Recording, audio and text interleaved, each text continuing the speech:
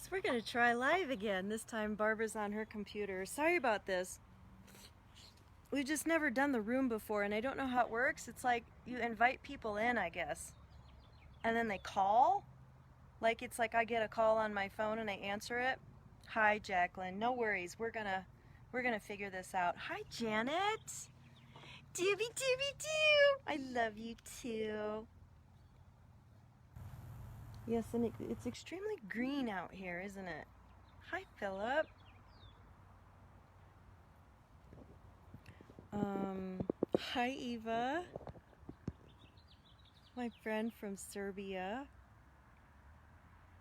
So I'm waiting for Barbara to join here. Okay, it says she's not here yet. See, it gives me the option to bring Eva and Philip on camera. We'll see what happens when Barbara joins. Then you have to give Facebook access to your mic and camera in order. Oh, so clever of them, right? Hi, Steve. Okay, Barbara sent an attachment. I'm not gonna look at it. I'm just gonna wait for her to figure out that I've gone live. So how's everybody doing? So does everybody feel pretty good? Oh, bring them on camera. Add. We may have just succeeded. Oh, now Susie wants to join the room. Shit, I set up this stupid room. And now people are going to be confused. It says bring them on camera. Okay.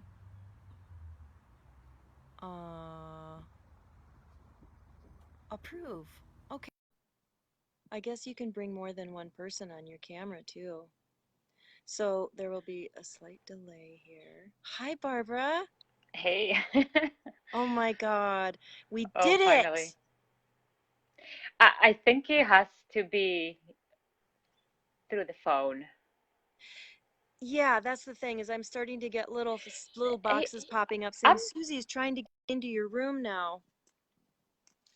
Tired? Yeah, I was thinking I had candida, but maybe it's more. What, Barbara? Are you frozen? Hi, Susie. I'm glad you figured out. Okay, I'm tapping on Barbara's picture. I don't know why I can't hear her now. Now I sympathize with all those shows on YouTube, like it's like patience.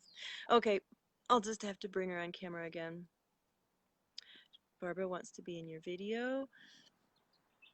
Hello, approve. It's like they took this feature away for a while and now they've added it back. Oh, good! Shared screen. Hi. Hi, is this live now? Because I was having all Yes. kinds of okay, cool. It seems that way. Okay, so can you Hi. guys, we need feedback from our audience. Can you guys see Barbara? Because now what it is for me is a split screen Hmm. where I'm on the top half and you're on the bottom half. Can Yep. you see the comments? I can actually as Oh, they come up, or I good. was able to. One second. Yeah. Hmm. Oh, hi. Hi, Good, Jacqueline. Jacqueline. Hi, Barbara. Oh, that's fantastic. Okay. So, thanks, Eva. Good. Let's get started. So, Cool. um, Barbara and I have been trying to pull this together for months, and I think the fact that we're finally doing it now is because maybe we had to wait for the astrological for the stars to align literally and for the card system to pass a certain point so that now we can maybe it'll just be more productive. Um so Barbara, I'm just going to have you start out and just tell us what you want to tell us about both the natal chart of the United States and just like what's going on right now. All right. And so I'm Barbara Jurovich Arias. I am an evolutionary and archetypal astrologer.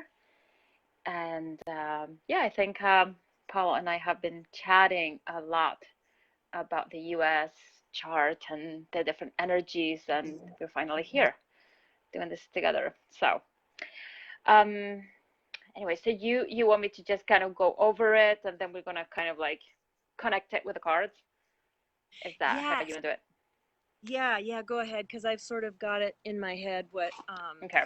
what I'm going to talk about regarding cards. But what I love about astrology and the card system is that they always seem to dovetail Hmm. in such a literally poetic way. Yeah. So yeah, so we've all been hearing about, and thank you for introducing yourself. I'm so ADD. I'm like, let's just get right down to it. It's all right. But so yeah, we've all been hearing about this massive conjunction between Pluto and Uranus, which happened exactly in January. Is that correct? And Saturn, actually, it's Oh, Saturn. Hmm. okay. Hmm. Yes. And there have been different points in history when that intersection happened and then certain events happened. So let's start out with that. Like, what does the current astrology, how does it resemble Okay. other Uh, periods? yeah, so I don't know how much astrology people know, but I'm going to try to keep it in a way that is not blowing people's head. So Saturn and Pluto were the ones conjuncting, and it was actually exact on January 12th, but they started kind of like getting an orb of connecting energies with each other in, I think, around November. So Pluto, it is the death and rebirth sort of principle, is that unconscious current, the unseen. Um, it also correlates to toxicity.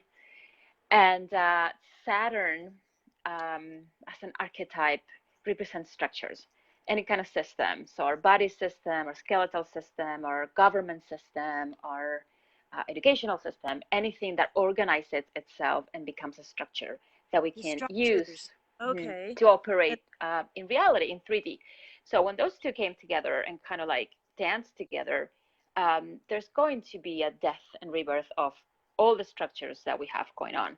And if you look through history, Richard Tarnas is the philosopher and researcher that went all the way into antiquity, collecting data where every time these two come together, there is an overall sensation and a feeling of constriction, oppression, things falling apart. Sometimes it leads to aggression, violence, war, but there is clearly a death of a fallout of the system and for something new to emerge, which is kind of what we're witnessing. yeah, and Mm-hmm. so that did that happen during the Revolutionary War, Mm-hmm. Civil War? Second war. Mm-hmm. And it's Wow. not just a conjunction, it's every time those two are in an axial relationship, meaning conjunction. So if you think of a circle, together, then 90 degrees, opposition, and then the closing square, and then together. So every time they are in that kind of axial relationship, whether it's 0, 90, I think it's 180 and 240 degrees, Right. something of this nature happens. Mm-hmm. Wow. Um, I'm gonna look at so what I've found to be the most relevant, and hi, I know it says Charisse Diaz and Laura Torres, and also Chambliss. I know you're a card fan. I just want to say welcome, give I a shout can't out to all you see the guys. comments anymore. I will be Oh, saying really? hi. Yeah, no, it's okay. I mean, I would be Yeah. saying hi if I did, but Okay. I cannot. Okay. So when I look at the cards, and the United States is the Jack of Diamonds because the 4th of July is the Jack of Diamonds. I look at the Saturn card, Mercury, Venus, Mars, Jupiter, Saturn, which is the 6 of clubs. And these sixes are active, so that's important now because 6 has to do with contracts. We're looking Mm-hmm. at our old contracts, agreements, which could be like the Declaration of Independence or Mm-hmm. anything in the realm of law. Mm-hmm. And does Saturn connect with that as well, Mm-hmm. with law, with legal? Well, like when you think of the legal structure, It's more that the Sagittarian archetype connects to that for the search and the gathering of all of it, but then the Saturn structures it into something solid, into something tangible. Okay, this is what we're going to be using. So yes. right? Mm-hmm. Okay. So yeah, for the United States, the what is karmic? I mean, it's kind of hard to put this into words because the Saturn card always tells you how the karma or how the most Mm-hmm. difficult thing is going to be, um, like the character developing thing. Yes. Like if you have a 2 as a Saturn card, it means partnerships will be your greatest teacher. If you have an ace, pioneering or new beginning will be the greatest teacher. We have the Six of Clubs as our Saturn card, which means verbal agreements, but also Mm-hmm. karma is going to be our greatest teacher. And so when you just think about karma in terms of, we've heard it before that maybe we've kind of reincarnated en masse from Atlantis, and we're going through the same kind of pattern, and who knows how many other structures, and I'm thinking planets and galaxies, and we're going through this same scenario again of we're going to have this breakdown, are we going to have a breakthrough? So that's kind of what comes to mind for me Mm-hmm. as a country. It's like, okay, you got karma again here again and again, you got deja vu again, what are you going to do? And then Uranus basically is the same thing. It's not verbal agreements, it's more like physical karma. Six of Spades is the ultimate card of karma and destiny. So, Mm-hmm. as a country, I think we really have to just, dig deep, which I would guess that it's buried in our own psyches, our own Mm-hmm. experience of having come from Atlantis or whatever other, past life experience as a nation. Um, Yeah. Yeah, it very much feels that way. And I think what I want to touch upon, just kind of following on that Saturn that you mentioned, is that, yeah, Saturn teaches us that when we take action, there is a consequence. Something comes back. And this is how it becomes karma. Because we take action, we act in the world, and then it informs our reality. Okay, this was good, this was not so much. So it's the karma cause and effect.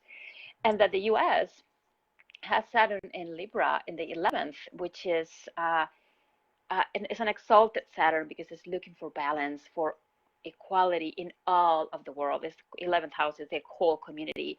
And in that search, it goes through all kinds of extremes because Libra usually doesn't really represent balance, it represents the search for balance and all the mm, karma that's being created and how we are doing that. And it's very Atlantean. And the US chart is very Aquarian too, meaning it kind of comes from a technological, and it has the technological view and pioneering mm, impulse. And the Pluto, as it is right now, is it already squared the natal Saturn of the U.S. So there is a sort of meeting with karma, with what have you been doing as a country, and this is what's coming up. This is the cleanup kind of time, and wow. Pluto coming into this is the biggest thing. Pluto is going to come to a return, just like, and I'm going to show you the chart because it's just easier.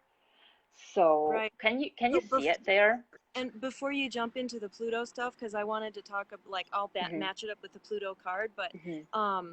the sixes of Saturn and Uranus that we've got also represent polarities, Yes, I the wanted side to say that. Yes. and the side. Oh, Mm-hmm. really? Mm-hmm. Mm-hmm. The Right. So it's kind of like you like. look at a Mm-hmm. six and you've got here all these ideas stacked up, and then you have all these ideas stacked up. Here's this way of doing things, and then here's this way of doing things. And so our Saturn, our growth, is to work through polarity. And if you actually talk to a six of clubs, or any six for that matter, though they will tell you, I feel like I'm a basket of extremes inside myself. Like I give them this list and they're like, oh my God, that's me. It's like you're like really indulgent and lazy, but you're also very much by the book and you have a sense of duty and Yes. responsibility. And you, just all of those polarities, and it goes on and on and on when you get into listing the polarities. And so the Mm-hmm. resolution for a six of clubs person is to integrate all of those things and say, yes, this is a part of me. And so for our country to say, I am you, I you are a part of me. We have a voice that says, hey, the environment's really important, we care about that, can we all get on board and be grateful for that voice? We have a voice that says small business is really important, can we get on board with that? We have, the need for this and this and this, and then the six of spades exemplifies how we have different ways of going about those things. Mm-hmm. But that's what we have to resolve is polarity. Okay, so go ahead. Yes. My husband is a six of clubs, so I can definitely get a sense for that extreme polarization, just so one way and the other. And I guess, uh, here the message is to learn how to walk the middle way and bring both as the union of the opposites, if you will, and coming into a third. a new thing. And Yeah. the Uranus is in Gemini in the seventh in the natal chart of the US. So here again, we have Gemini, two poles, two opposites, trying Wow, to say that again. again. Say that Um, again. so the natal Uranus of the US chart is in Gemini.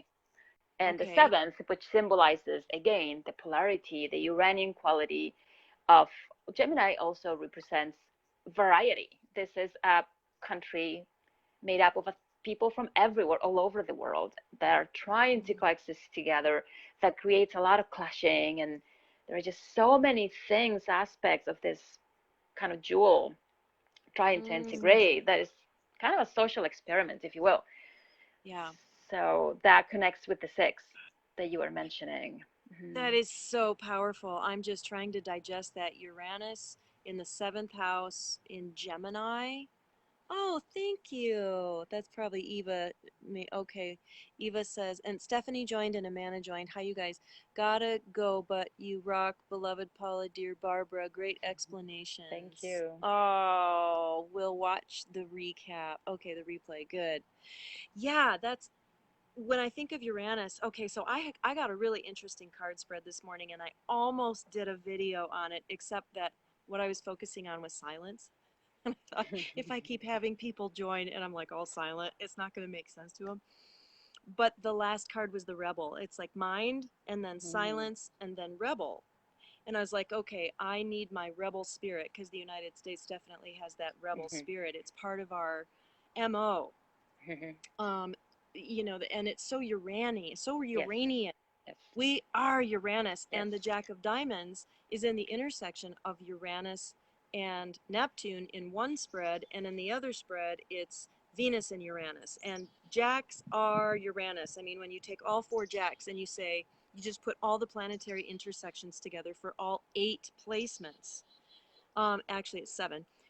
You get a ton of them in Uranus. So the personality of the Jack is to be, well, you know what? I'm just going to do it my own way. It's like, Yeah. should we do this and should we do that? And then Uranus, the Jack shows up and it's like, well, how about this? And everyone's like, we never thought of that before. So the healthy rebel is to Mm-hmm. um, come out of a place of maybe emptiness and silence is what came to me this morning. That's where I can really figure out where to be my rebel self, is to come out of more stillness. But anyway, yeah, and Gemini represents that conversation Mm-hmm. because, and Libra's relationship. So our relationship in this country is a lot about talking heads, Facebook, And now, communicate and words. polarities, like kind of like Yes, po political it's our parties favorite thing. and religious versus non. It's just there is this very strong opposite Yeah. that needs integration, and there is a lot of sometimes trauma that comes from that and Oh. confrontation. Mm-hmm. Yeah, yeah. It really becomes like the Hatfields and the McCoys, or the Mm-hmm. the Capulets and the Montagues, Mm-hmm. and like this constant lineage of battle. But what's interesting about that Uranian spirit is that you're free to choose, and Mm-hmm. most people have switched parties at some point, or they've switched Yeah. viewpoints, or they've switched lifestyles dramatically. So there's a Yes. fluidity. Wow, I like this. I like where this discussion is going. I was expecting something different, but I love that this is coming true, because I think there is so much trauma and pain around division. I Yeah, think that's the greatest absolutely. heartache, because Yeah. there are many people in the same household now, and we're more divisive than we've ever been. And now, Mm-hmm. now you say a word, and you don't know where someone stands politically, and you're like, oh wait, is that going to be a politically charged word if I say that? I mean, it's getting to that point where it's like, do we Yeah. have to divide up everything, every It's issue? Can we talk about chairs? Is it's that the nonpartisan? it's I the hope so. hyper vigilance and yeah, it's that Scorpio rising. I mean, that's the rising for the country. It's that very hyper vigilant, getting to the bottom of it, and just analyzing the shit of everything. And there is a Wow. lot of eighth house emphasis. And there is a definite kind of struggle to define power, to define what power is in a way that is there's a Cancerian aspect of it where it's like home in the motherland and we gotta protect it, and there's power in it. And then there is another aspect that's very patriarchal, and I'm daddy, and the way to protect it. I think we talked about this. The way to Mm. protect it is to get out there and enforce, police the world, because that makes us feel safe. Wow. And that I Wow. kind of digressed a bit on the Pluto because that's the position um, for the Oh Pluto yeah. in Capricorn. That I think that's at a soul level when the country was created. There was a huge Uranian impulse to rebel, to proclaim equality, egalitarianism. You know, we the people. That's very Uranian. But then that Pluto and Capricorn really wanted to settle and consolidate something and protect it, and Wow. protect it through control of others. It became, if I control the whole world, we feel safe. Because the love So, language of the mother is sometimes to control. mm-hmm. And the Yeah, Cancer being, I have a July. Is that the connection you're making? That it's where a Cancer? yeah, yeah. The sun is in Right. Cancer. There are a And the bunch of Eight of planets in Diamonds, Cancer. Mm-hmm. which is the asshole card in the deck, is both our, um, it's called the cosmic lifetime reward and the cosmic lifetime lesson, meaning you're pulling in a lot of past life. This is your greatest asset and this is your greatest challenge. And the Eight of Diamonds, the asshole card, is both of those. So it's like we're really good at control as a love language. Um, and it's the asshole language. It's like, okay, everyone knows that mother archetype whose love language is control. It's like enough already. And so there's a balance. Mm-hmm. Yes, we this country is having a conversation with control, for sure. That is fascinating. So, Yes. um, and the Pluto in Capricorn. I'm just, the first thing that occurred to me is we have a conversation with being reactive or contrarian, or I need to disagree with whatever, push against. The rebel is like the 2-year old that's like, no matter what you put in front of it, they're like, no. And when we were breaking away from, the motherland of England and the Mm-hmm. crown and all that parental energy, we really had it together in terms of that's what we're pushing against, is that over there. But it's like now we have to have that constant internal pushing against within, and it's like, well, maybe we could push against what we don't want out there instead of in here as a country so much. But um, anyway, tell us about Pluto. I mean, you said it was Pluto in Capricorn in what house? It's the second house. So it emphasizes that need for protecting our core values. This is what the country was founded upon, which was, like I said before, a very Uranian impulse of rebellion, of departing from England, from the norm, and creating something completely new, very technological oriented, very future oriented, always upgrading, innovating. Like Yeah, science is very highly valued in this country. But then we have that Pluto in Capricorn, that's it's crystallizing everything that we create in this country, and no, and in a way it structures it, and then it becomes stagnant, where it leads to a lot of insecurity when we need to break out of it. Like, for example, and this is going to be quite controversial, this country was founded upon the need to bear arms. At that time, there was a need for that. We were, I mean, liberating from England. There was the exploration of the West that required you to be armed. That I think is expired. We've moved away from that, and in a very Uranian way, the way would be to upgrade that and move away with the times. But that Pluto and Capricorn is really holding on to the tradition of God, that's how it was funded. fascinating. And you know what pops in my head when you're saying that, because I was born into a Republican family, and it was very different back then. And then I became a Democrat for a long time, and my mom did too. My dad had passed away, and I've just recently switched into more of a neutral space, and I don't identify with either. But now I'm listening and understanding kind of I'm more in a oh, what do you have to say about that? And as far as the gun thing, it's so interesting because it's like, did we, with the Constitution, when we said, um, the call on the sovereign individual to protect our country from enemies, foreign and domestic, it's like we took that six of clubs and that six of spades and the pushing against the oppositional. Could that, maybe that will be in our own country, maybe the enemy will be domestic. Hmm. So those that own guns are like, they're very aware of that possibility that the enemy could be domestic.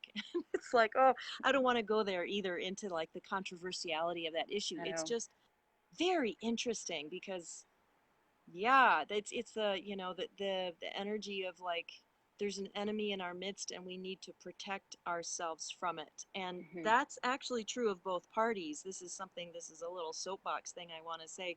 And you can maybe say, is there an astrological language for victimhood? Because when I was a Republican, we were afraid that the Democrats were going to take over the media. They're left leaning. The educational system caters to Democrats. We're victims of them and our Christian persecution mindset.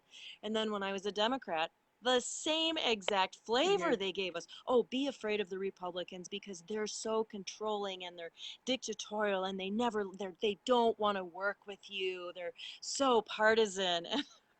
And now I'm sitting here going, oh my God, both sides is afraid of the other. Oh, we're so afraid you're going to Yeah. take this away from us or take this or make us do this or that. And it's like, when you think you're a victim of the other person, you're not going to sit and listen and just realize what, my voice matters and so does yours. And I want Hmm. to create an atmosphere of being listened to because that's what I want the most. I want to be respected and listened to. So I'm going to offer that energy. Um, Yeah. yeah, so I just had to throw that in because it's like Yeah. that's part of the back and forth and the suspicion of like, ooh, I It, have to be it's afraid of you. it's definitely part of the Capricornian paranoia and the eighth house and the whole Cancer Capricorn being paranoid of the other and of yeah, being persecuted or being controlled. It is really this need to protect what I have, no matter what, and being kind of paranoid about anything that Yeah, feels external. And at yes, the and same time, this country is founded with that the ruler of the South Node is in Gemini and the seventh house, which means we are bringing all kinds of people from all kinds of cultures to create it. the And at the melting same pot. time, we have this other energy that at some point needs to consolidate and make this a something very, very specific that is different from everything else that we gotta protect from all of that. But when the inside is made up of so many little pieces, it's really hard to make it something specific. So then you have all of this just, like I Oh, so said, social experiment we got going on. It's like Um, Gemini and Capricorn are kind of fighting a little bit. yeah, absolutely. It's a little mm, the energy. One is extremely expansive and inclusive, and the other one wants to just kind of consolidate and define this is it. So they're kind of at odds. But Yeah. mhm, Wow. Okay, so I want to talk a little bit about the current energies. mhm. I was kind of thinking maybe we should yeah, I think it's time to just skip to this. And hi, Shelby, by the way. Like every once in a while, someone joins, and I want to say hi, like Kristen Madding, hello, if you're still there. And feel free to ask questions, you guys. Anybody who's Yeah, I watching. can't see the comments, so you're gonna have to Okay, read questions if there are any. okay. And if a question comes up while you're talking, I'll just put my finger up. Okay.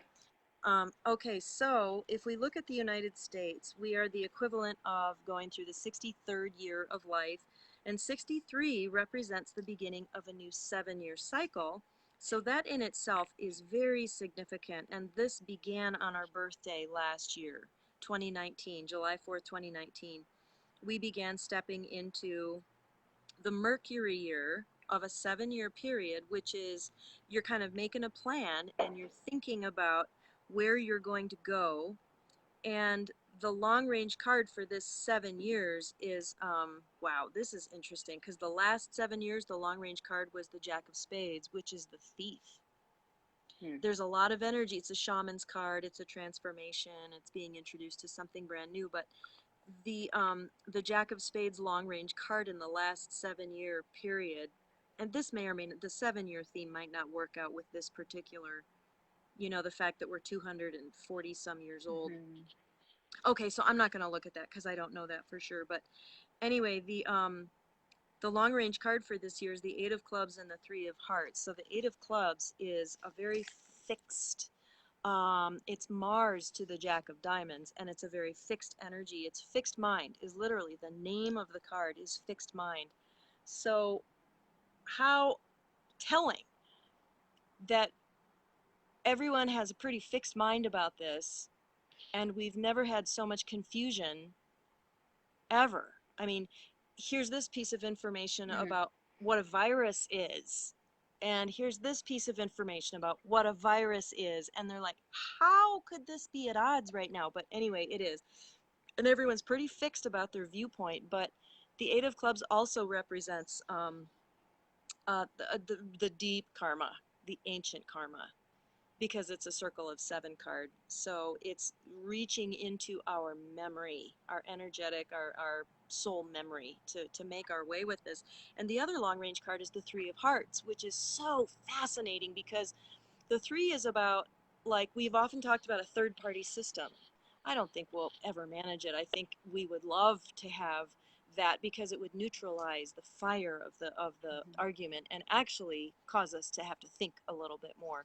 But the Three of Hearts, it can be indecision, but it's also, let's not come to a conclusion so much. Let's just kind of see if we can get along, all three of us. And it's kind of an unstable number. It's a seeking number, but it's like an in process number.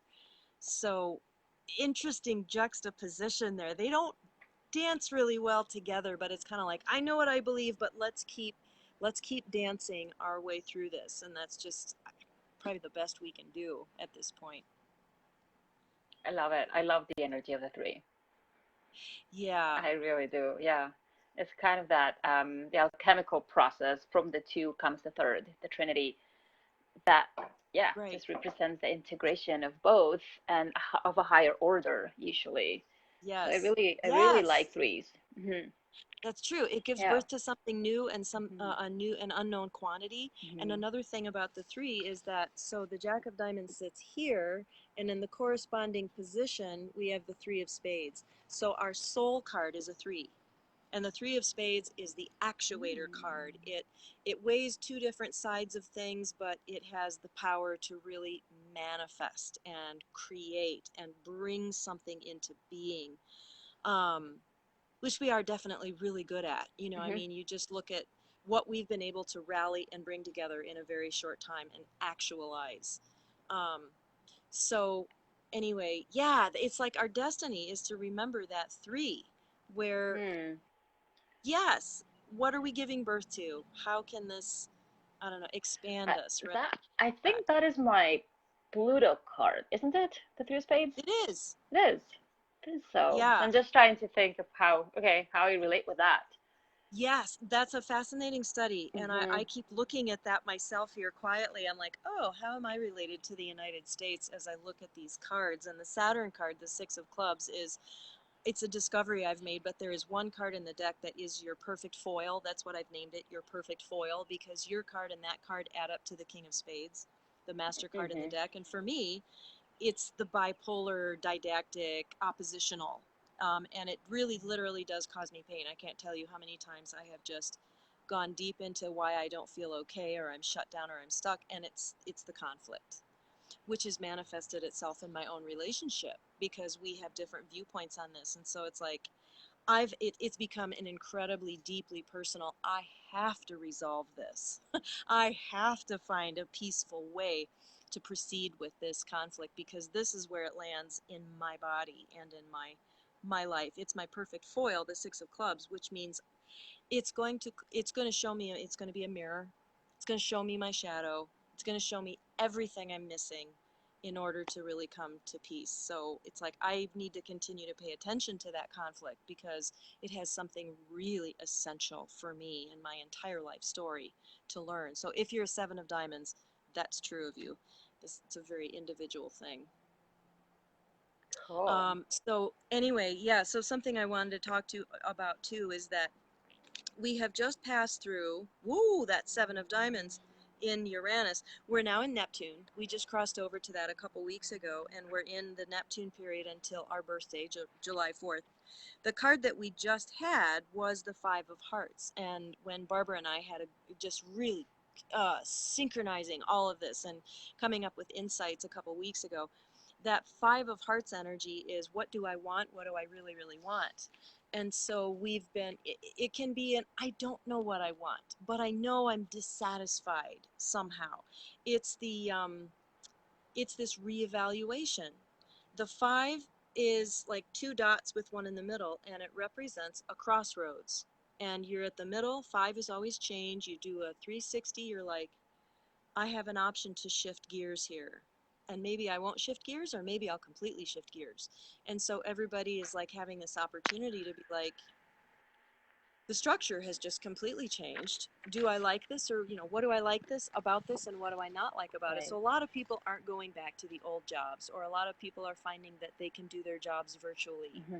or they're discovering the deeper meaning of the Five of Hearts is presence, navigating according to what you want. So literally, it's like going into this place where you're like, what do I feel like doing right now? Are you okay with navigating like that? And we've had the option, and sometimes that's all there is left because there's no have to, or there's very few have to. So it's Mm-hmm. like, what do I want? And that can be a very, very challenging and frightening question. What do I want? Because I might have to give up all my survival mechanisms. This is what I have to do to survive. I have to work hard. I have to be self important. I have to, whatever. What if you didn't have to? Then what would you do? And it can be a real groundless place to go. But we're through that now, but we have Five of Hearts in Pluto all next year. Barbara, I think you froze. Did you freeze? I think she froze. Um, anyway, so yep, she'll come back. So the Five of Hearts is in Pluto after our birthday.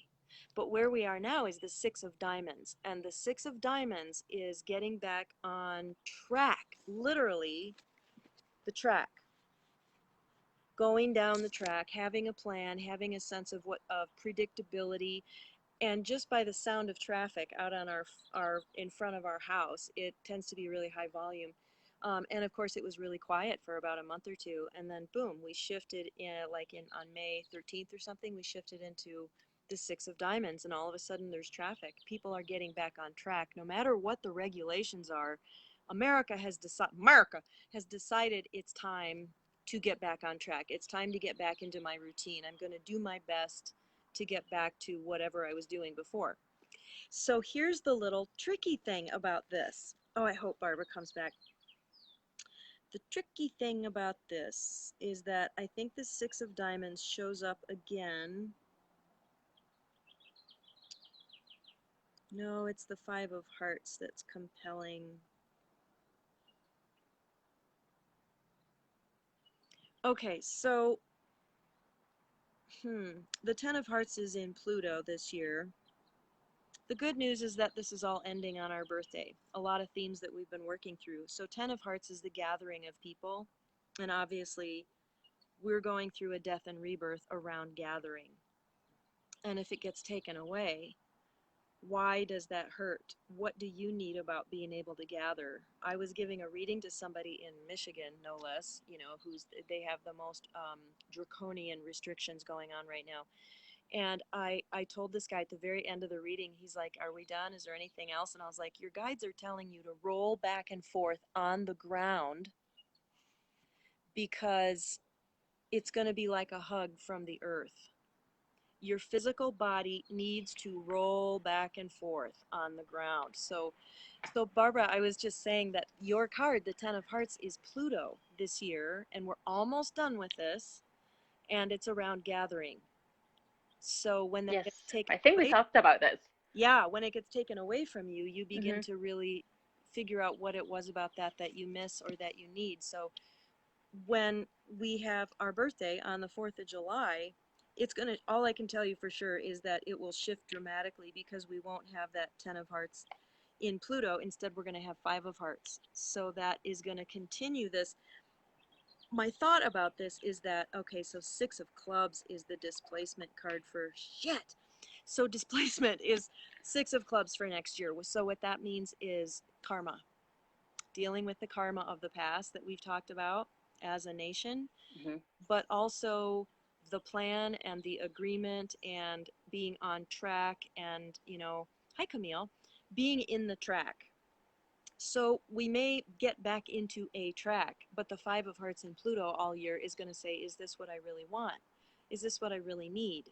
So my thought and my hope around this, and now maybe this will trigger some astrological aspect language in your head, that my thought is that we're going to sort of get back into the structures, but because we've already expanded, we're going to get back in these pants that are too small, and we're going to burst the seams. We're going to burst the structures.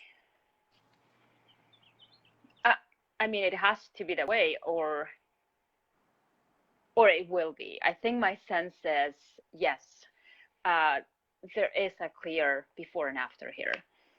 That we are going to realize that the new vibration, the new thing that needs to be embodied, just does not fit in the structures we had before. And I think it'll be a process. I think it'll be a process of a couple of years as we're heading to that Pluto return that I was talking about. The US is having that Pluto 2048. Or no, 248 years is 2024. That's the Pluto return. Yes. Is that what you meant? Yes. Yeah, that's what I meant. We don't get Pluto returns as people because our lifespan is a little shorter than that, but countries do. And yeah, there seems to be a sort of disintegration we're going through with everything, with the trust that we have in the government, with the trust that we have in everything. We were just not really sure of where to look for guidance anymore. Right. And this was a country that had a lot of trust. I come from a different country where that was not even there to begin with, but this was different.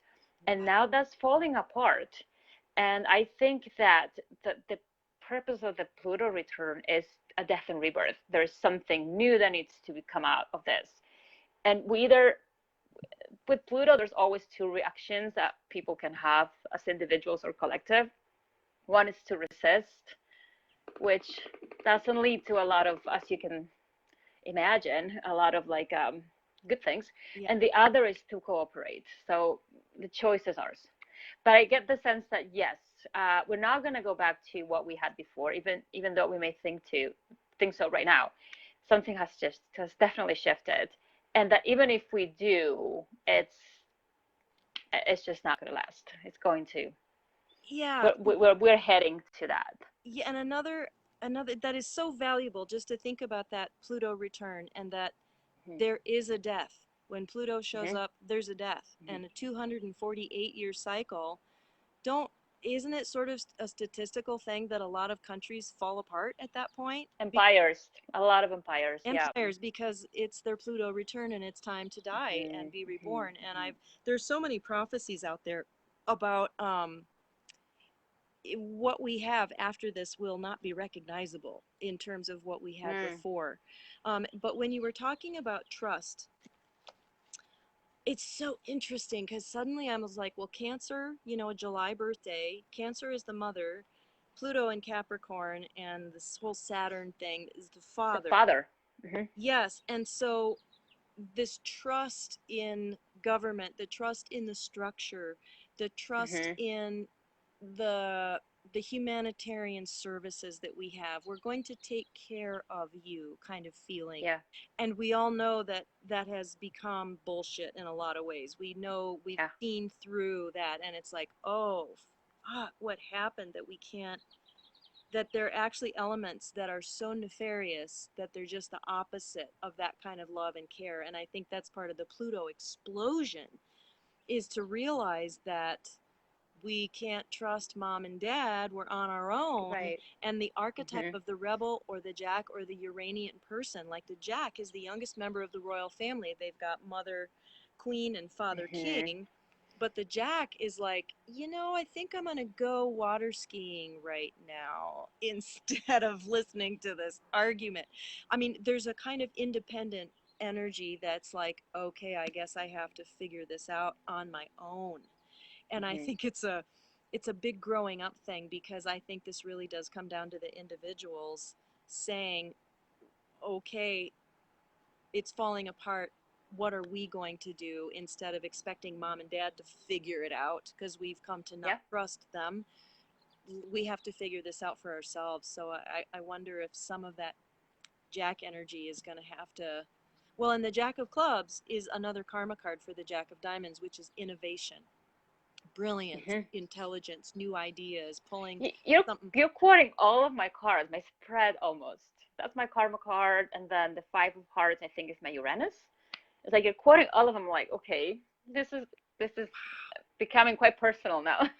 That's really Yes. interesting, isn't it? Yes, you in the United Yeah. States share the Jack of Clubs as a karma card. Uh-huh. That, you guys, that is so fascinating. And I know we can't really go into details, but when I'm giving someone a reading, And that the Jack of Diamonds is, I think, what was it for me? There was something. It was on the other side of my Pluto as a resolution card or something like that. So it's yeah, the it's karma very, very it's the karma card to your interconnected. Pluto card. So like Alexandria and things like that for you, going through this transition with this country and helping it in its birth, maybe, I don't know. um it's God, it's fascinating. Yeah, and very often when I'm reading someone, I'll notice their relationship to the Jack of Diamonds and go, oh well, this is your relationship to the country. Like, my son is the Jack of Diamonds, so of course I'm really well versed in all of the relationship combinations we have, and Hmm. it's all Jupiter for us, which means I've never had to pay taxes. It's just worked out that way. Either I didn't make enough, or I had enough earned income credit to compensate, or one thing or the other. And it's like, that's just kind of and other people are, and there are different aspects of the United States, of course, that Yeah. are challenging to each one of us. But it's interesting to be able to personalize that, so that we can kind of come away from the didactic and say, well, how is this whole evolution meeting me on a personal level? I mean, even when you think about your personal Pluto card. So in January, when we had that intersection, I was just doing readings on people's Pluto cards. Oh, and by the way, you can go to my website. So here's the name of my website: www.itiskismet.com. And you can get a free, it's about a 4-minute recording of me talking about your Pluto card. So for you, the 10 of Hearts, I talk for 4 minutes about what the Three of Spades is to you as a Pluto card. So because of this astrological aspect, we're all being really activated by our Hmm. Pluto card. But so there's a death and rebirth for everyone here. It's personal as well as national. Um, so gosh, Yeah. yeah. Anything else? Where are we at? uh, yeah, I mean, yeah, so much. Just briefly, I want to touch on the North Node being in Leo, and the ruler being the Sun in Cancer in the eighth. How coming away from that Aquarian, we need to recognize the individual and our sovereign power in this country. That is the purpose, to shine like the sun with true power that is Cancerian, meaning circular and inclusive, and not this thing that it has become, Wow. which is inclusive here at home but nowhere else. Wow. Can you say So the it's kind aspect of, again to the Leo and the and in the North Node? And North Node is what yeah. we're So the North heading Node is, towards. it's I don't usually view it as linear as that. I kind of see the entire axis as something we're always dancing between and kind of like navigating, moving Between along the South evolutionary line, South and North Node. south and north So node. what's our south? Otherwise, we're just too linear. Uh, what they usually say in modern astrology is south node is the past, north node is the future. I just don't quite buy into that. I don't think it's that linear. I think there is like a sort of like balance between the two and an integration of the two, where yeah, there is something in the south node that has become stagnant and problematic, but there's also a lot of knowledge and wisdom that we take from it, from habituation, from having been there so much. that we can bring forth and Would that integrate it with the North Node. and that would be Aquarius for this country? For the US, yeah. If we bring that Aquarian energy, we know how to innovate and at least be inclusive and rebellious, pioneering, and what we're That's the moving Aquarian. towards, that's Right. the Aquarian. Oh Mhm. my God, this is huge. And the moon is in Aquarius too for the US. So there's a lot of Aquarian energy, and the integration polarity, what needs to be learned or really absorbed is that Leo is the heart, is the individual sovereign individual from the heart, and the ruler of that is the sun in the eighth house, and just kind of tying all together, and the way that kind of have a synthesis. Um, so as a lesson as something to move towards as a country, we have to look at Leo as the benevolent king or queen that rules from the heart, that is empowered, eighth house, from a Right. very Cancerian Cancer point of view, which is circular, no hierarchical, but like we're all included, we're all in the maternal kind of matriarchal lineage. So that is what we need to kind of bring in to balance this Capricorn.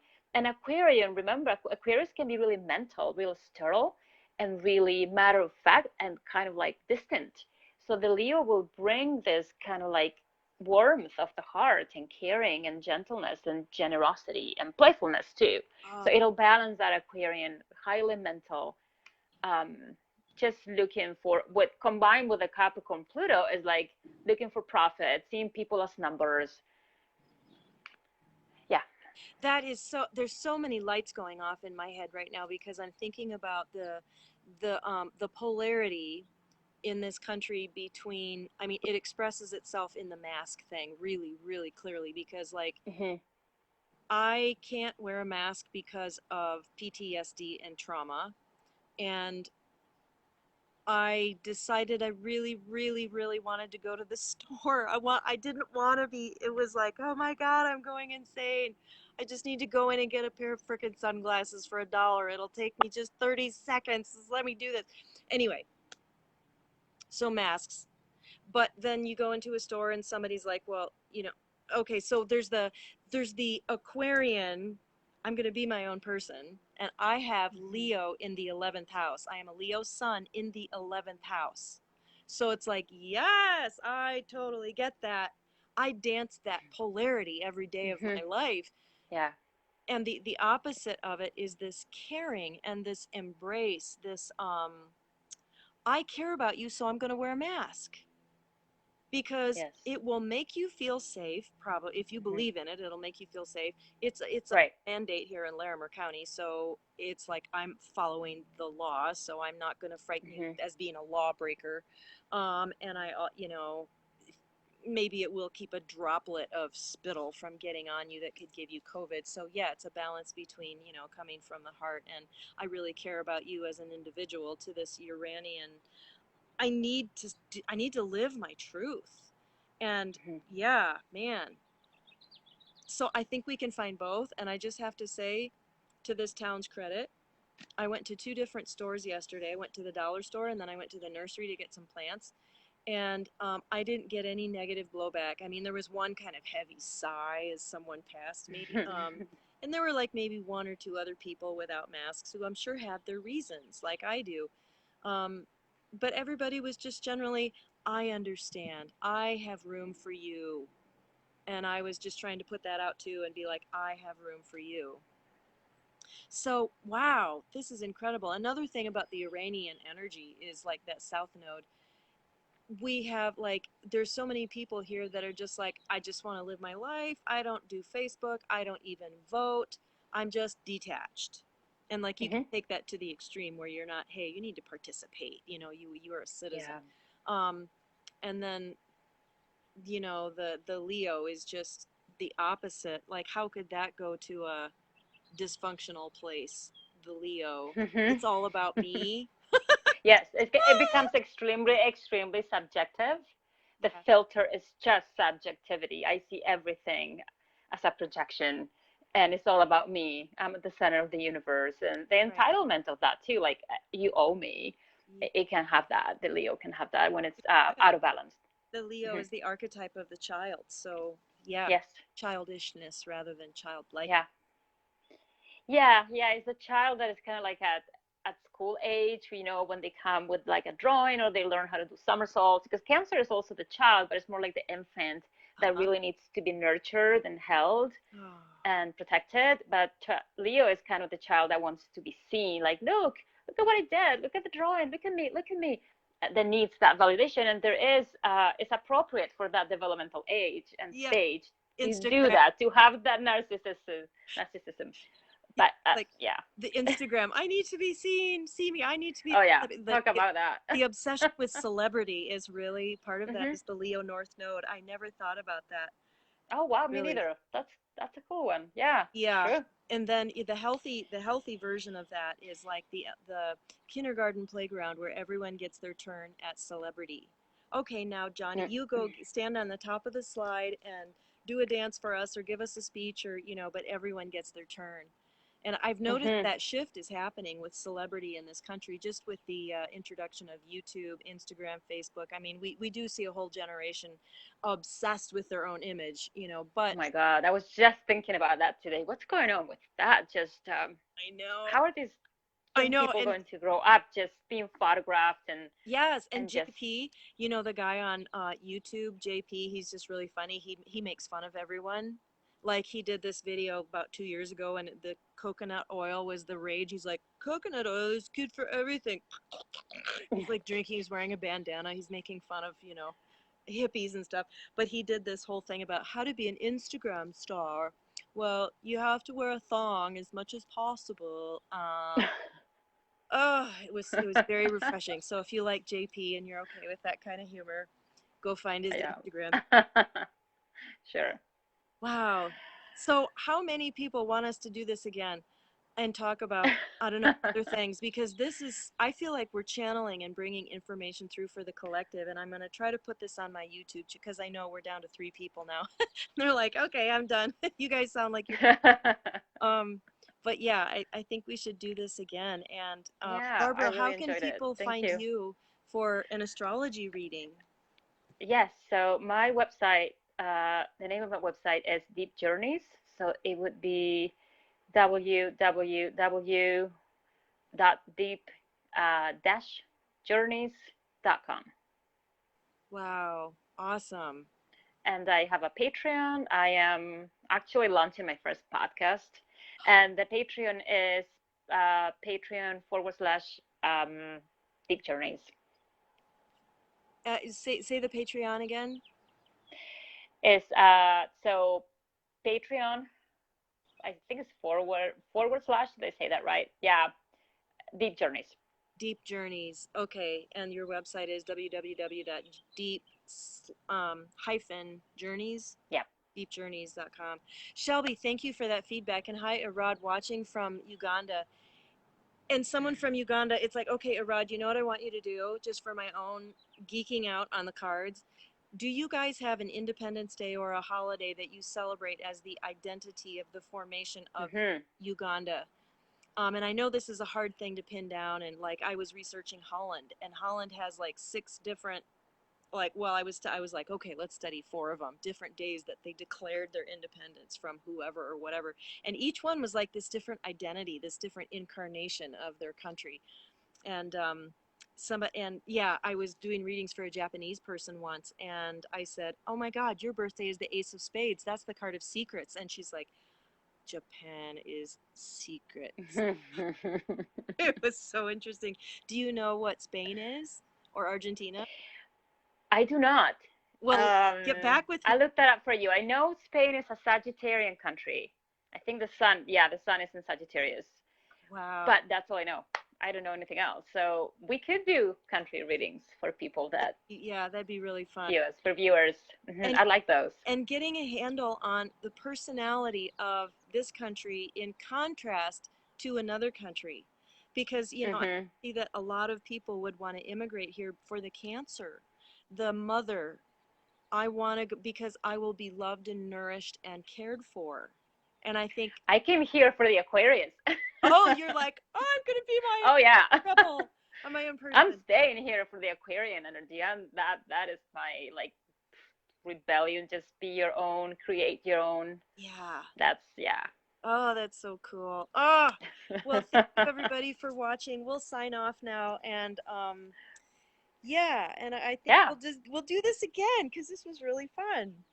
it was. Thank you very much, everybody. Thank you, Yeah, Paula. and thank you, Barbara. Okay, goodbye, everybody. Goodbye.